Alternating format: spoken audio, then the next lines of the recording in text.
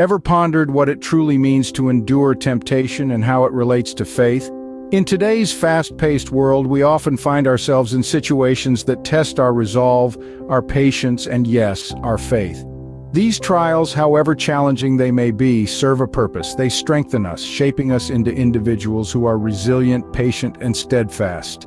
This is the essence of the verses from the book of James. These verses offer more than just words. They provide guidance, wisdom, and a profound understanding of life's trials and tribulations.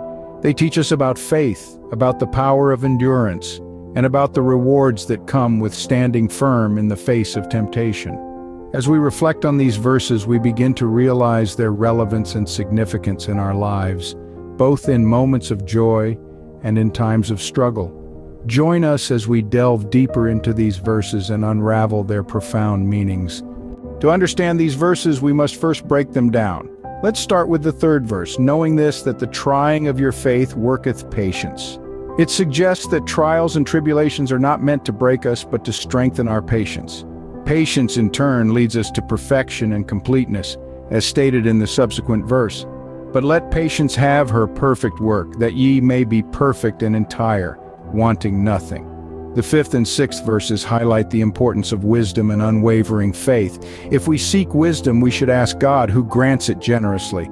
But it's crucial to ask in faith, without doubt. The comparison of a doubting person to a wave of the sea, driven and tossed by the wind, paints a vivid image of instability and uncertainty. The seventh and eighth verses discourage wavering faith and double-mindedness. A wavering person is unlikely to receive anything from the Lord, and a double-minded individual is unstable in all ways. These verses remind us of the importance of steadfastness and unwavering faith in our journey. The ninth and 10th verses tell us that both the lowly and the rich have reasons to rejoice. The lowly brother is exalted, and the rich man is humbled, reminding us that earthly status is fleeting. The 11th verse further emphasizes the transience of worldly riches. Just as the sun's heat withers the grass and causes the flowers to fall, so too will the rich man fade away in his pursuits. Finally, the 12th verse offers a blessing to those who endure temptation. The reward for enduring these trials is a crown of life, a promise from the Lord to those who love Him. These verses offer a rich tapestry of wisdom and guidance for those navigating through the challenges of life.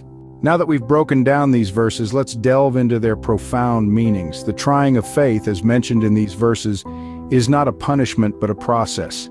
It shapes our character, strengthens our resolve, and ultimately works patience within us.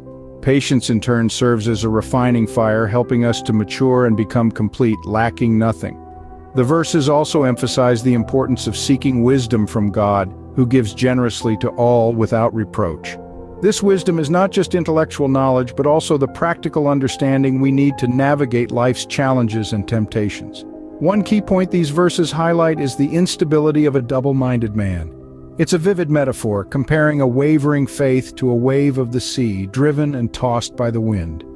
These verses provide a roadmap to finding strength in times of temptation and maintaining unwavering faith.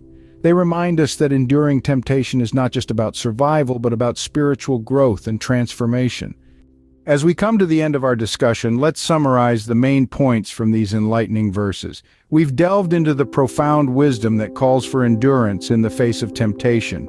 It's a test of our faith, a trial that, if endured, works to cultivate patience. And it's through this patience that we find ourselves complete, lacking in nothing.